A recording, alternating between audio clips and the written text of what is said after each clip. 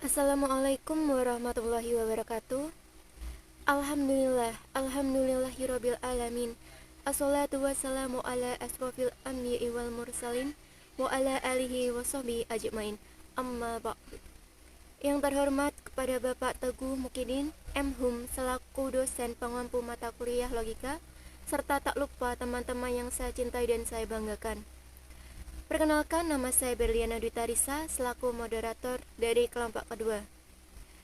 Kami dari kelompok kedua akan mempresentasikan materi tentang konsep dasar logika. Untuk pemateri pertama yaitu Yasmin Mutiara Bintang. Kepada Yasmin Mutiara Bintang saya persilahkan.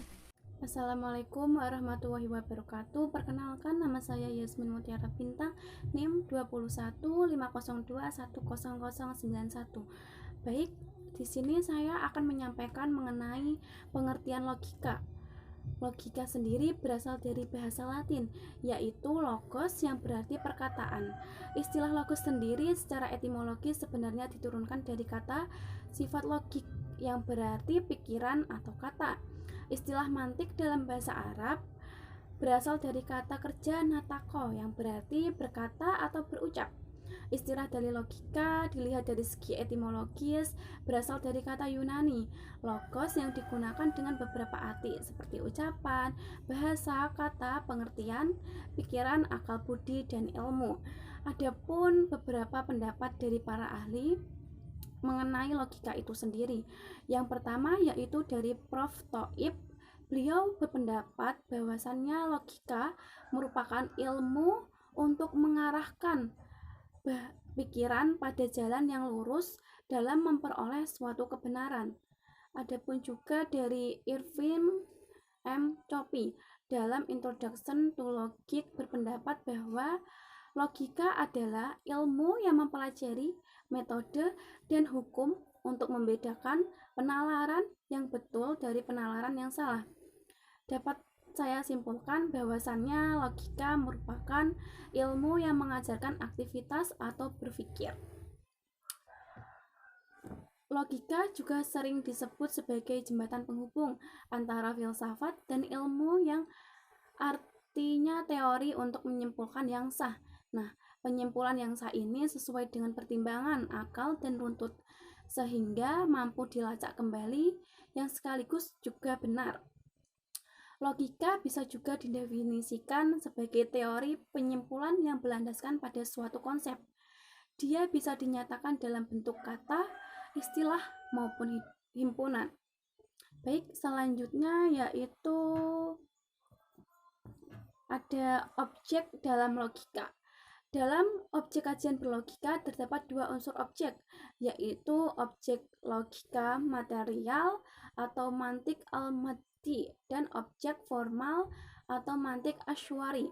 Di sini saya akan menyampaikan mengenai objek material. Suatu objek material merupakan suatu bahan yang menjadi tinjauan, penelitian, atau pembentukan pengetahuan yang diselidiki, dipandang, atau disoroti oleh suatu disiplin ilmu. Logika material menilai pekerjaan logika formal dan menguji benar tidaknya dengan kenyataan empiris. Secara garis besar, objek bahasan logika dapat dikelompokkan menjadi tiga aspek, yaitu bahasa proposisi, dan bahasa pemikiran. Sesuai dengan objek bahasa logika, pertama-tama yang harus dipelajari adalah bahasa dan kata-kata, kemudian bahasa di proposisi, dan diakhiri bahasa penalaran. Sekian dari saya, kurang lebihnya mohon maaf. Selanjutnya akan diteruskan oleh Berliana Dwitarisa.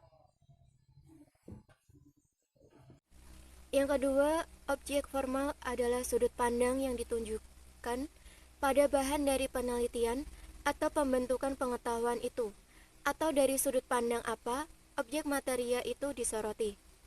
Sebagai objek formal, ialah pemikiran dalam objek-objek logika secara radikal dibagi menjadi dua. Cara pertama disebut berpikir deduktif atau umum ke khusus. Dipergunakan dalam logika formal yang mempelajari dasar-dasar persesuaian, tidak adanya pertentangan dalam pemikiran dengan mempergunakan hukum-hukum, rumus-rumus, dan patokan-patokan yang benar. Cara kedua, berpikir induktif atau khusus ke umum, dipergunakan dalam logika materia yang mempelajari dasar-dasar persuasikan pikiran dengan kenyataan. Macam-macam logika. A. Dilihat dari segi kemampuan untuk berlogika. Yang pertama, logika kodratiyah, yaitu kemampuan berlogika yang sudah ada pada setiap manusia sebagai makhluk yang berakal budi. Yang kedua, logika ilmiah. Logika ilmiah adalah kemampuan berlogika yang didapatkan dengan belajar secara khusus. Kemudian B. Dilihat dari sejarah dan penggunaan lambang atau simbol. Yang pertama, logika klasik atau tradisional. Logika yang diperkenalkan oleh Aristoteles pada sekitar abad ke-5 sebelum Masehi, menggunakan lambang bahasa, disebut juga logika Aristotelian atau logika tradisional. Yang kedua, yaitu logika modern. Logika yang dikembangkan di zaman modern oleh tokoh-tokoh seperti A.D. Morgan 1909 sampai 1971, George Poole 1915 sampai 1864. Kemudian Bertrand Russell 1872 sampai 1970 menggunakan lambang non bahasa. C. Dilihat dari segi bentuk dan isi argumen. 1. Logika formal atau bentuk. Logika formal adalah logika yang membahas kebenaran sebuah argumen dilihat dari segi bentuk. Kebenaran bentuk adalah kebenaran yang dimiliki sebuah argumen. Kedua, logika material atau isi. Logika material adalah logika yang membahas kebenaran sebuah argumen dilihat dari segi isinya. Sebuah argumen dinyatakan benar dari segi isi jika pernyataan yang terdapat dalam argumen sesuai dengan kenyataan. D. Dilihat dari segi cara menarik kesimpulan. Louis Katzoff, seorang pengarang buku pengantar filsafat manusia, bahwa logika terbagi dalam dua cabang pokok, yaitu induktif dan deduktif.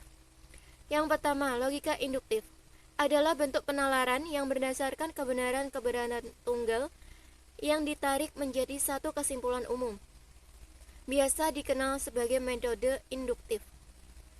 Kedua, logika deduktif. Logika deduktif adalah suatu ragam logika yang mempelajari asas-asas penalaran yang bersifat deduktif, yaitu penalaran yang berdasarkan kebenaran umum atau yang sudah ada, ditarik satu kesimpulan untuk hal khusus atau kebenaran baru.